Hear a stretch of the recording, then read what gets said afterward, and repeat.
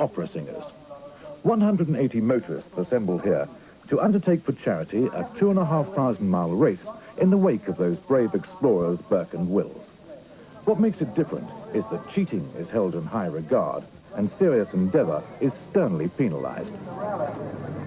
I think probably the most important thing is that we're looking for a bit of fun out of motorsport. Motorsport's got to be very serious these days and very costly. So going back 20 years with motor cars and maybe 30 years with a style of motorsport is an interesting concept. Like this 1924 Lancia, many of the cars are older than their drivers. Some defy immediate recognition. Others, this Model T Ford for one, ignore such trivial matters as incontinence.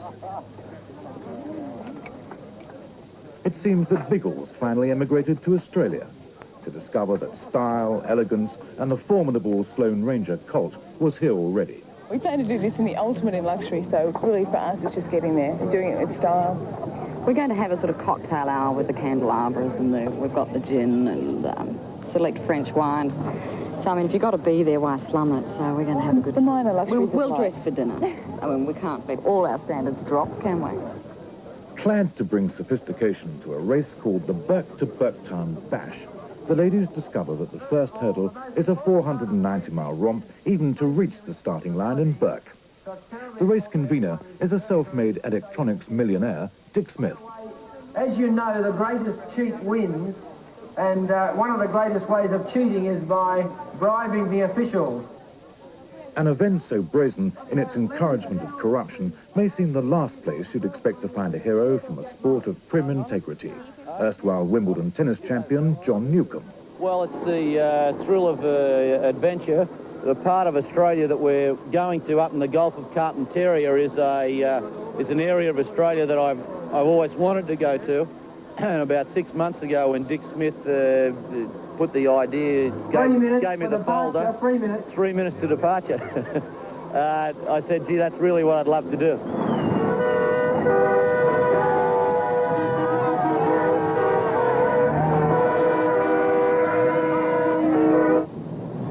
As they head inland from Sydney's Harbour Bridge, Mr. Newcombe apparently intends to conduct his own experiment to overcome the thirst problem in the Outback.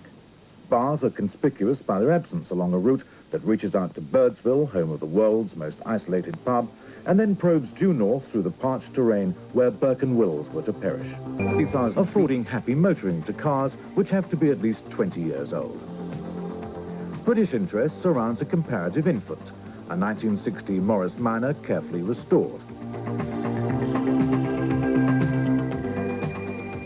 The only problem is that, unseasonably, the clouds are now closing in, an unexpected development never portrayed on Australia's tourist posters. Len, what's happened?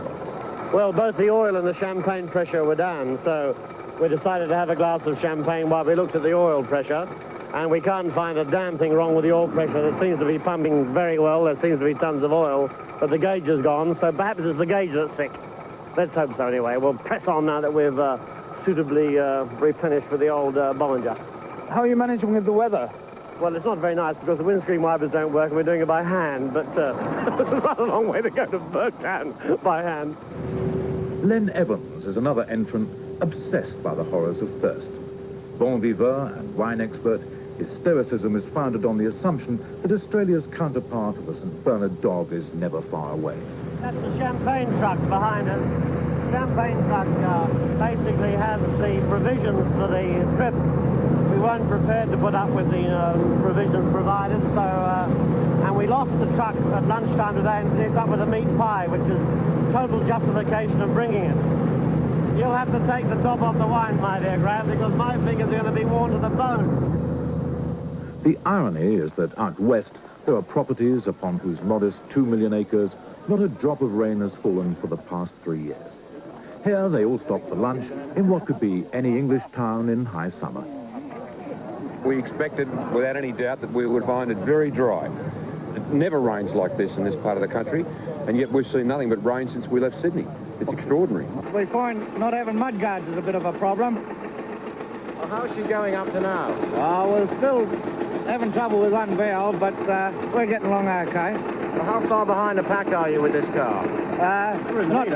I think we're in the lead, yes. Well, the windscreen wiper motor's backed up. You're going to be doing that all the way? Yes, certainly. We've got no option.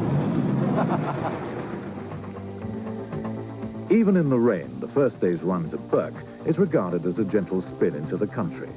In remote areas, 490 miles are what you may well drive to an evening dance. This concept of distance, perhaps 200 miles without glimpsing house or human being, is hard for the rest of us to assimilate. But now the problems are not so much about travel as arrival. Yeah, so she's on. The job's done, right? She's all go. She's all go. Can I send her home to me mum, mate? And you're saying that they're forecasting, was it 2 inches of rain, or there has been 2 inches of rain and there's no let-up at the moment? Over? Everything now hinges on the weather.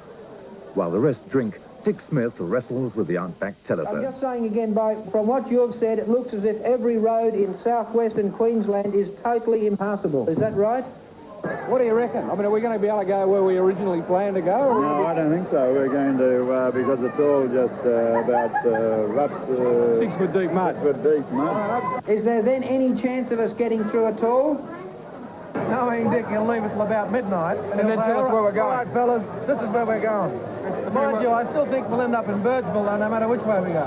But it's just a circuitous route. Oh, do you like that? A circuitous route? How would you, as race organizer as well as competitor, care to have almost 200 human beings hanging on your next move? I've just spent the last 1 hour on the phone, and I can tell you about what's happening because there's some changes. By the way, there is one good thing from what I found out, and that is that it is absolutely pouring in Sydney. It's freezing cold. You know what? I rang the Met Office there. They said there's been nothing like what's happened up here for 15 years, maybe 20 years. Imagine this, ringing around on a Saturday night to small inland Australian towns of population of 160, 200 people and saying that we want to accommodate and supply food for 200 people on a Sunday night. Can you do it? Well, you wouldn't believe it. Everyone's cooperated. Everyone wants us to come. And the place we're going to go to tomorrow night, wait for it, the place we're going to tomorrow night is Charlieville. So the race is rerouted through Charlieville. Population 800,000 sheep, 100,000 cattle, and maybe 1,000 taxpayers. Beautiful cup of tea, Mark. I hope Vicky gets one. I tell you what, I feel terrific after last night. I'm speaking a lot better too. Inspired by drink, the most devious plots are already being laid. So what we've got to do is make sure we go all the way on the straight road. We'll lose the points anyway, but we've got to get there first so we can cancel all the accommodation. Would I turn you in a bull steer? Bill? No, you can trust me, mate, honestly. North. Right. North to Cunnamulla.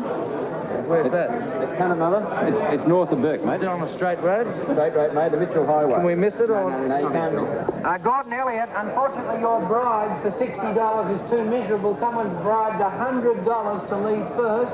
So Gordon Elliott, you're leaving second unless you can up your bribe. Bad luck. You've gone from position 47 up to position 1 with one fell swoop. Oh, that's good. That's nice. No starting grid in motor racing history has been more readily determined. Pole position simply goes to the highest bidder. I declare the 1985 Bourke to Burketown Bash started.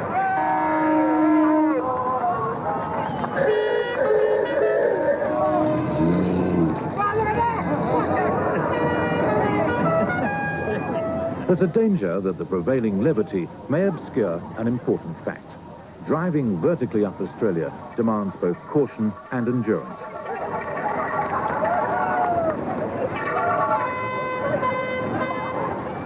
The Outback, apart from its sheer size, harbours some of nature's least hospitable creatures. A sting or bite out here can be very serious, and in this event, they charge you for risking either. This has seen better days. Its owners are determined that the Outback's sparse population will be dazzled by what gets out of it. Little short of a royal tour is being planned. Okay, we've only got a couple of k's to go then, and then we're on that section where you've got to keep to the right. There's probably some huge hole there. This has got to end. This congregation is just unbelievable. Not good. We started off saying that, no, we didn't want to beat them, we just wanted to win, or not win, but we just wanted to get there. But that old competitive streak gets in there, especially when the guys start taking bets as to whether, firstly, whether your car's going to make it, and then secondly, whether your stilettos are going to make it. So it's, a few bets on whether our shoes will see it to the end of the trip. So all of a sudden, you get that kind of edging on, and away we go. So it's hard not to be competitive when it gets like that. I think it's going to be hard to win. I think the person that's going to win is obviously the one that is the biggest cheat. And as ladies, we really can't cheat all that effectively. Mind you, we're pretty devious in our own means, but you know, I think that's going to make a big difference. We just want to get there, but do it really well, and do it with style. Yeah, we've got sequin gowns and chook feathers, and always dressed for dinner. We always dress night. for dinner. One mustn't one's away from home. So we're not letting our standards drop, and of course one has to polish one's shoes and just look after all your general housekeeping. One does one's best to keep one's shoes clean, but out here it can be difficult. John Singleton, Singo to his mates, also drives a Mercedes. Displaying courage bordering on manic recklessness, he's invited his latest wife, Belinda, to join the trip. She's a former Miss World and may well be pining for the Albert Hall. 500 miles from the sea, the surfboard on Dick Smith's Holden seems eccentric excess baggage. It is, in fact, shrewd forward planning. As organizer, he has much to cope with. Oh, Roger, what's the weather like north? Is it more rain or less rain? There's more in Charlotte at the moment. When we left an hour and a half ago, so I don't know how far west it goes. They tell me you're heading out to Burketown. I don't know what it's like out that way. Yeah, Roger, we're trying to get to Burketown. Do you think we'll get through or not? I think you've got a pretty good chance. It's supposed to be clearing. Great. Give my regards to Mick Brannigan in Cunnamulla. Yeah, okay, will do. It's really good to see you all, and have a good trip.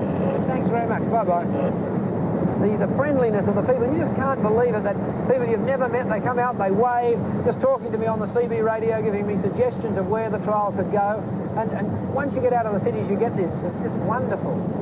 For a man who once flew solo around the world, rerouting the race by 1,000 miles is no problem. Well, what happened, of course, was most extraordinary weather. I just couldn't believe it. Most of the area's been drought affected, so the farmers are all thanking me. I heard on the news, you know, that Dick Smith has bought the rain. Isn't it fantastic, as well as his trial? But, well, we seem to be getting around it. It had me very worried last night because I thought, am I going to end up with, you know, 180 people sort of turning against me? In fact, they took it very well, and I think a lot of people have had this sort of sneaking suspicion that maybe I organised it. But I certainly didn't, and it did worry me.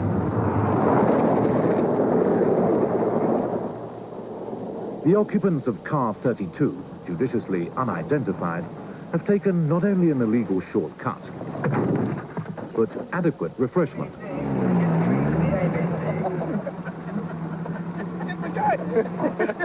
As you can see, we want all this drinking and driving. I thought it was illegal out there. Excellent it is. Yeah. Excellent. How many have you had so far? About 14. How much? We better get mobile. Righty, how much? As we said, the thirst problems have been largely conquered here.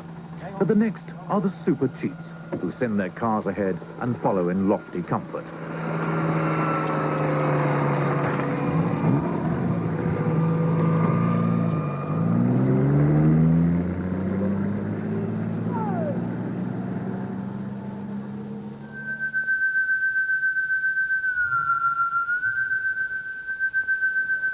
The roads are Roman straight because there's nothing to avoid. The Outback is a magic place. There is a silence unimaginable to city folk. There are days when the horizon is clearly curved, and the nights bring stars you never knew existed.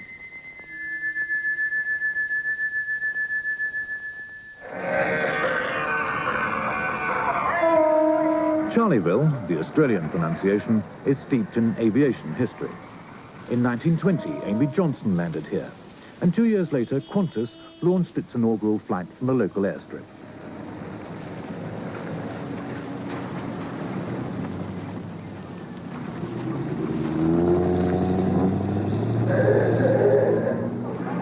The problem at the moment is to get one Morris Minor back on the road. Peter, can you tell us what's wrong with the car? No. Come on. It's sabotage. You've got to be kidding. We don't talk about what's wrong with the car. We tell them what's right with it. This is a routine service. I think you should tell them about the radiator. We did do a radiator change in 23 minutes. Where did the radiator come from? Well... It's a friendly place where the pragmatic solution to the shortage of hotel beds is a night in jail. Charlottesville's quite a nice town, except for the jail here. The floor's cold. We were expecting to sleep up at the hotel, up at the pub, Charlottesville pub. And we were out driving, and our friends had come in ahead, and they said, "You're right, we got some nice beds for you." When the truth come out, here we are in jail.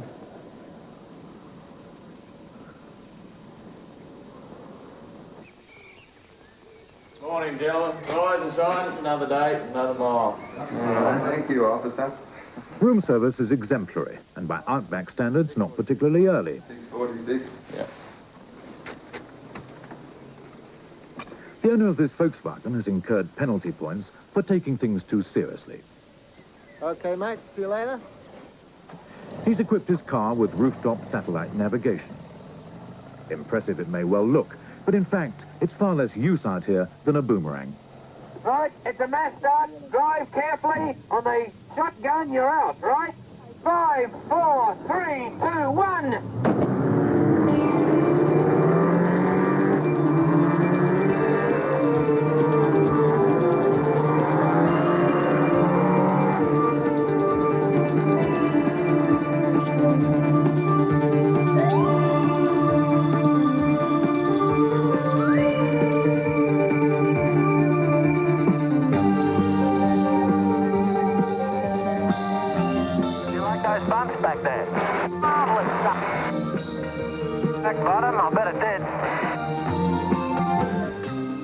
One advantage of Outback driving is that there's a simple solution to sudden traffic jams. However, you won't see the locals doing this too often. The verges are frequently full of soft bull dust into which a vehicle can swiftly sink to its axles.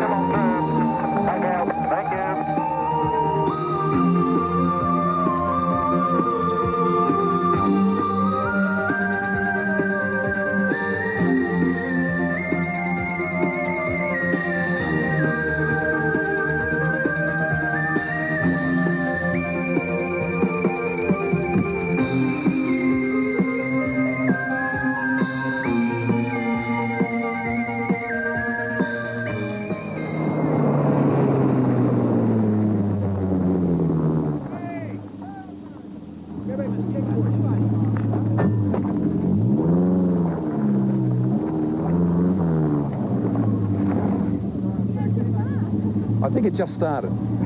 That's a real rally road. We're getting serious now. It was a real competitive run, there's no doubt about it. With an open time, I'll just go for it. Would you say the rally started now? I think you could say that. Fantastic. Really good. Real fun. Seriously. Bloody hard. Bravado is a dangerous companion in these parts. The real heroes are those who ride these roads alone because they're isolated livings here. The stockmen, their wives, the district nurses with parishes as big as Scotland. They make no big deal about it, but they're well versed in the rules that mean survival.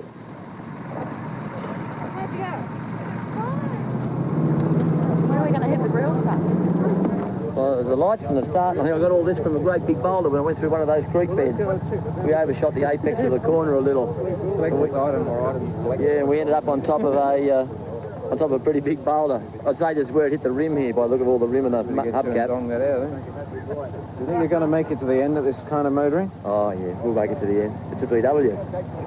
I'll just get a sat nav position for it.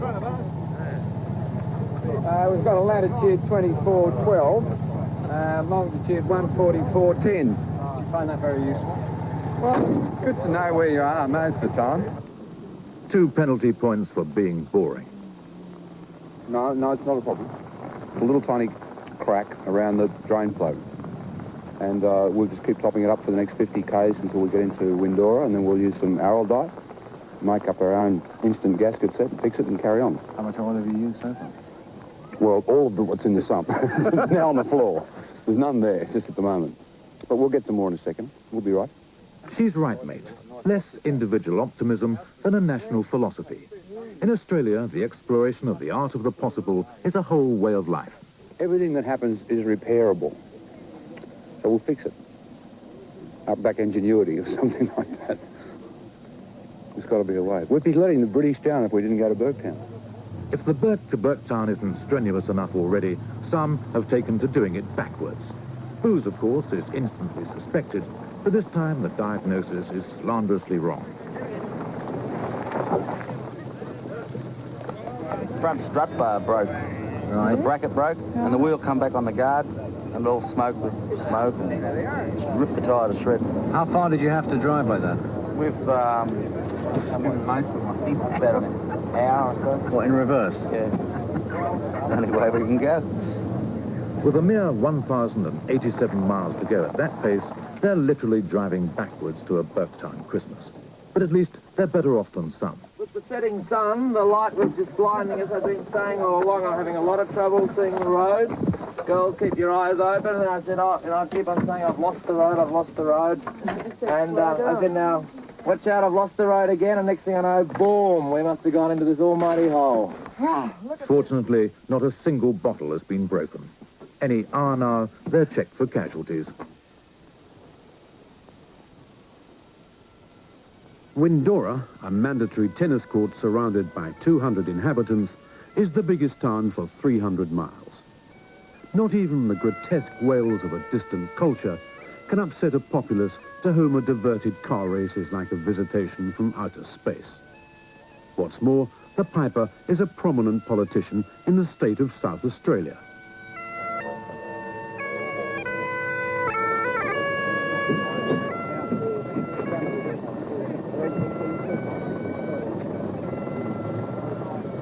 No one flaps in these self-sufficient townships. Cars are serviced, and even accommodation in a place whose population has almost doubled in a trice is rustled up from nowhere. Well, there's the community hall, which is just at the back of the hotel here, and there's sleeping bag accommodation there. Unfortunately, no showers, but there are toilets, and they're quite happy to have people sleep there. And so this local guy, Sandy Kidd, has come along and said he'll donate his homestead and the shearing sheds where there's all the facilities. Car 10, this is control. What's your location, over? Car 10. If you can read this transmission, we are located at Bourke Homestead. I say again, Bourke Homestead. Report your location, over. While car 10 goes it alone, John Newcombe, suitably fated before the match, strives to recall just some of the strokes that thrice made him Wimbledon champion. Five, love.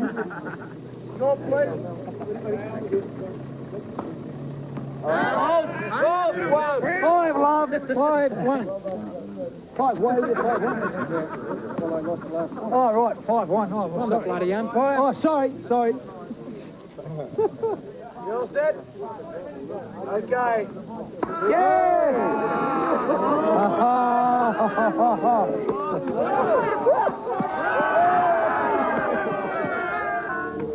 Any other vehicles in the rally have a copy on car 10. We think they are geographically misplaced at the moment, over. Such is the hospitality round here, the geographical misplacement can catch up with the best of them. Drives the same way.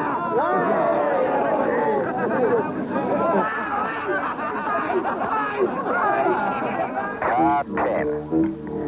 Let me know where you are. Over. Car 10, for crying out loud, you've been on the road for 3 hours. Where the hell are you?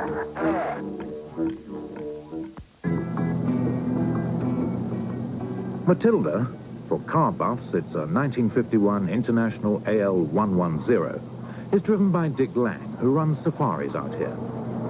Matilda belongs to a local mate of ours, Alec, the frog. I came along to him and I said, hey, listen, Al, this jolly bash is on. Let's have a go at it. And he said, by golly, I've got just the right car. So he and I got underneath it for weeks and weeks beforehand and sissied up the old girl here and there. But it was surprising just what little attention it needed. It used to run up and down the Birdsville track, and the cars come alive. It was designed for this sort of thing. You've never, ever, ever seen a sky as blue as what you see in Central Australia, in the Outback here. You get out and look up into that sky, you've never seen it as blue as this. It's just so clean and so pure. At night, without a moon, you see millions of stars that people in the cities don't even know exist up there. You see a brilliant blood-red sand dune, magnificent. And when the red sand hits the deep blue sky, you get a very faint, imaginative yellow line across the top. Only those that live in the bush for a long time have ever seen that line. It's an interaction between the blue sky and the red sand. It produces this very thin, subtle yellow line. Everything's subtle out here. Whether it is a deep blue or a deep red, everything produces it in a subtle way. It's very, very beautiful. No epic of this dimension can be trouble-free. The Outback debutantes, for example, more intent on mascara than maps, headed off in diametrically the wrong direction. Do a 180, you go back where you came from, please turn it around. Okay. You're all very nice until you do something wrong. Oh. Okay, bastards, which way do we go? The language comes out, doesn't it, when they're not sure of what they're doing. You creep. They're not the only ones in trouble. Well, we went through a little bit of rough stuff up there and the car went sideways. And as I said, it tripped. It rolled over once and landed back on its wheels, and hopefully none of the crew are injured. We've tried to tow it into the checkpoint, but it looks like our towing mechanism now has failed. So we're in a bit of bother. Harry, what kind of speed were you doing? At 60 mile an hour. Is this the end of the rally for you? No way. No way. We just started. For the girls, the U-turn was hardly an unqualified success. It led them somehow to the solitary lake in several million acres of bone-dried desert.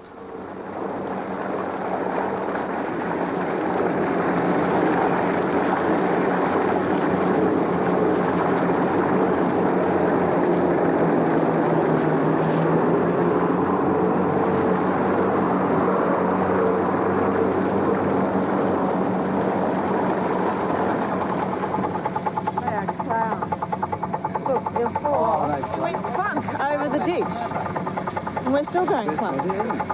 Sounds rather nasty. I think it sounds terrific. Makes life more interesting. Wouldn't happen with an Alpha, you know. Makes the bitumen seem boring. Just went over that last gully, and the sub's been pushed up onto the crankshaft. Well, that's the end of your event, isn't it? Oh, no, not until the crankshaft wears a hole through the bottom of the sump, and then we'll think of something else to do. You may recall the girls scornfully asking when it was going to get tough. Well, roundabout here's the answer.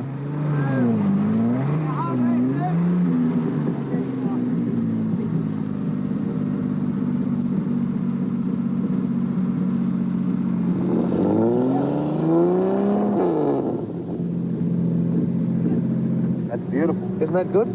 You know where you are? No. Somewhere. I don't even know who I am, let alone where I am. Somewhere in Western Australia. It so happens the very nearest point of West Australia from here is 810 miles away, proving that Mr. Newcomb's continuing research into the thirst problem is rather more successful than his companion's navigation. Oh, you look stunning. Stunning. What happened? We got bogged. We thought we'd be clever and bypass the water, but that was worse than actually going through it. Well, you've been pushing it. We pushed it and somebody then towed us backwards out of it. Okay. We made it, no problem. The more gear we can get out, the better. Piece of cake. Well, that's true. The navigator had the Bundy, actually, which is why we got a little waylaid. The outfit's not quite as you started, is it? Oh, but wait till tonight. We'll be back in perfect gear. What's happened to the nails? Absolutely nothing. The colour's under the mud. Where? Polishes up. Birdsville, the cultural centre of Australia.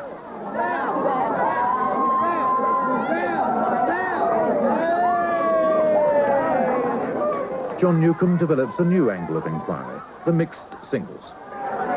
Well, the stiletto's got a bit dirty, the nails got a bit chipped, but we got out. This is probably the most famous pub in the world. Once in a single week here, during the notorious Birdsville races, it dispensed more than 50,000 cans of beer. There was no competition. It's the only pub in town.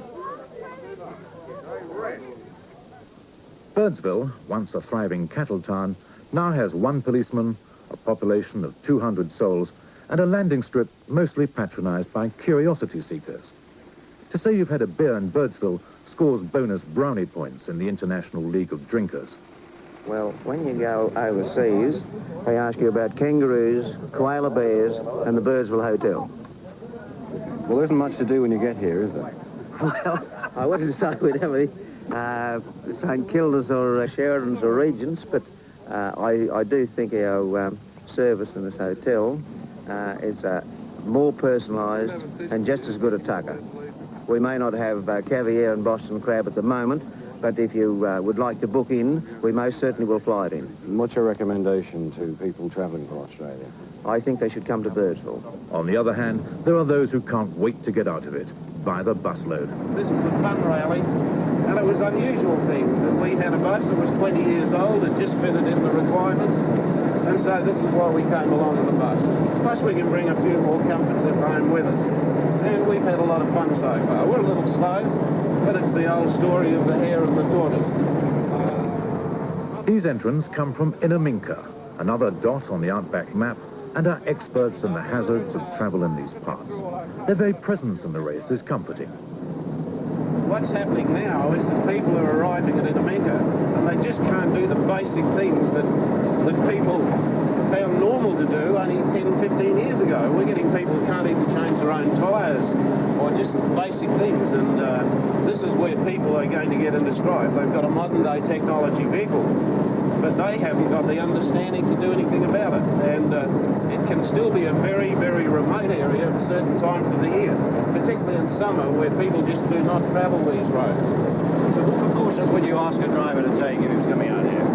Well, I think you've got to take enough provisions in the way of food and water to last you at least 4 or 5 days, preferably a week, because you could be that long on the road before somebody finds you. It's so lonely here that an event like this, 2 cars passing one another, can create a strange affinity between the drivers. To ignore the rules of Outback motoring can be fatal. An English family who broke down here committed the cardinal error of leaving their vehicle. When the search parties discovered them, all 5 were dead.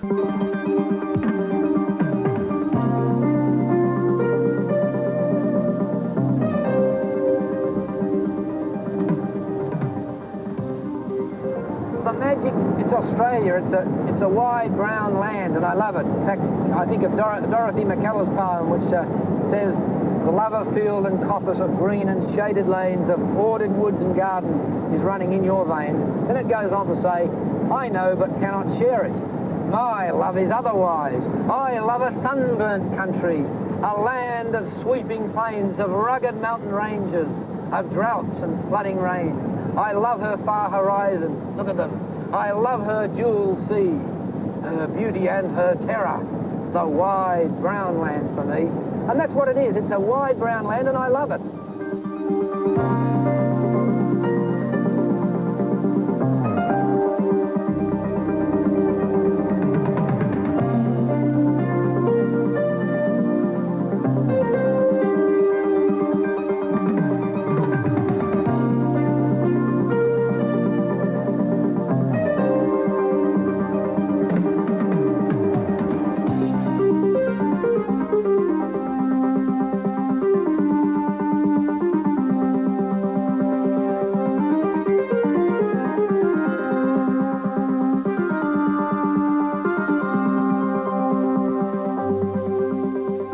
Problems can come from any angle, the latest being the blinding rays of a lowering tropical sun.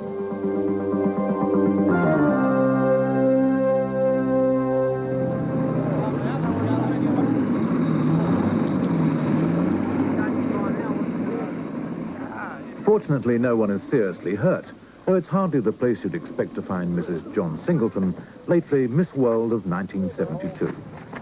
What actually happened? We couldn't see, the sun was blinding.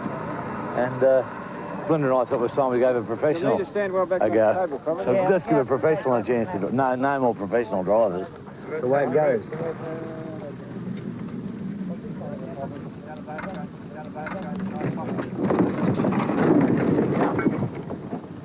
All right, check the oil and water.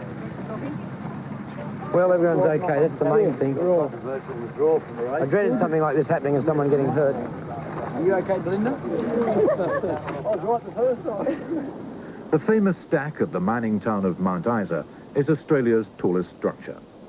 It marks the start of the final leg of the race, a 320-mile dash to Burketown. The Model T Ford, while sounding like a rusty sewing machine, is still coping well. In fact, it's coping suspiciously well. We've got to run them together on 4 cylinders now. Makes it a lot easier. I think we're going to win now because we've got Captain Australia on our side. Where are you lying in the points? Where are we lying in the points? We're first. First. Captain Australia says first. No hurry.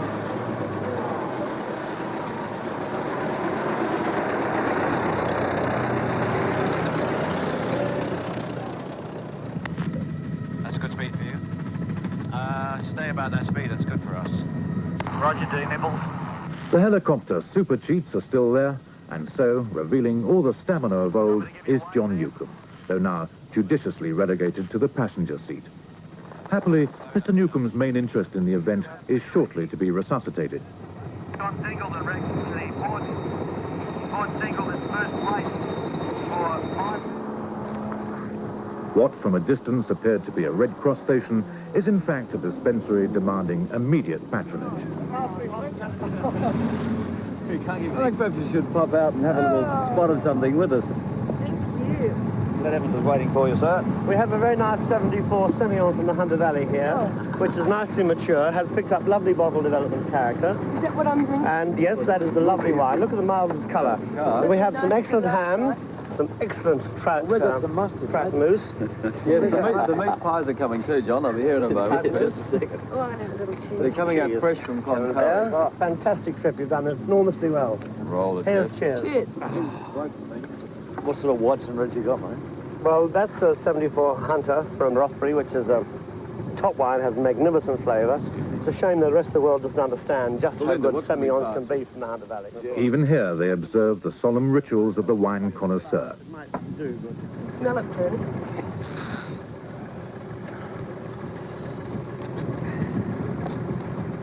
Yeah, what? Something to drink when you run out of beer. You can sell it.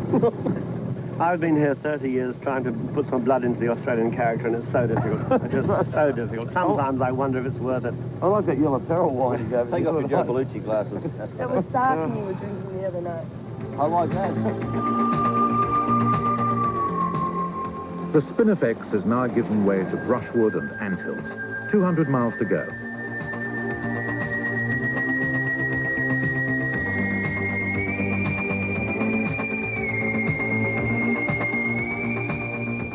So, after 6 days and 2,500 miles, the Burketown Bashers hit the home straight.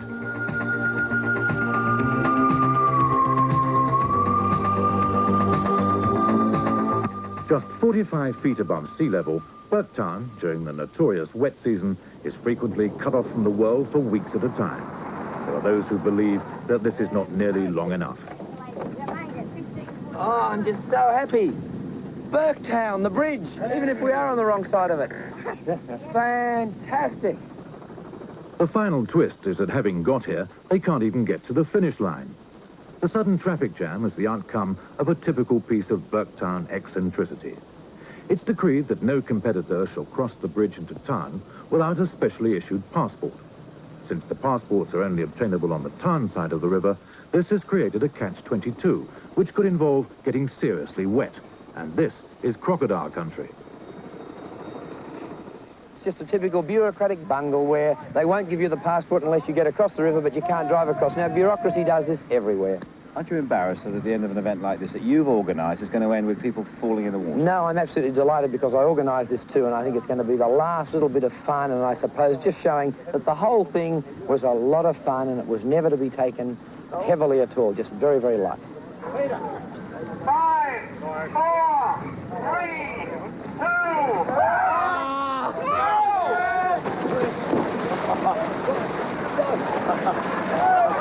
Go, Loft, go! Go, Loft! Go! There is but one country in the world where it could happen, Australia.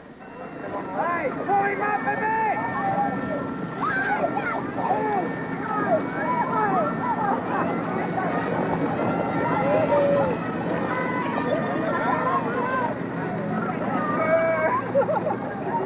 Passport. Oh, it's going to cost you a lot of money. How much have you got? $6. Oh, that's hardly enough for a passport. Oh. Meanwhile, Superman arrives with his shameful secret.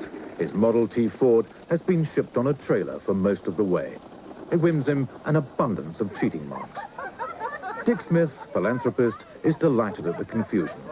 To the very end, those who can afford junkets like this are fleeced blind to contribute to those who cannot. It's the only real justification for the race. An exhausted Matilda, relying now on bagpipe power, comes second. Equal second for guts and introducing the Outback to Chanel number 5, the girls in the Mercedes. Everyone else came third, but the overall winner isn't even in sight. The Red Lancia, 61 years old, is still chugging its way through the country. Its arbitrary triumph isn't resented. It epitomized precisely the spirit of the Burke to Burketown bash. So proud to be here. So proud to be here, mate. Will you be coming next year? Bet you Biffy we will. Look out for the Jaguar next year. We've got a Jaguar next year. Had a marvellous time. But there are a number of times when I can't understand why we're having a marvellous time. My poor wife, our marriage is now over, by the way. Unbelievable experience. Next year? Next year, no sweat. We made it.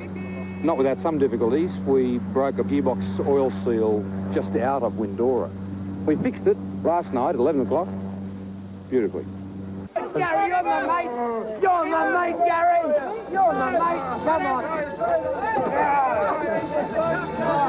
There. Take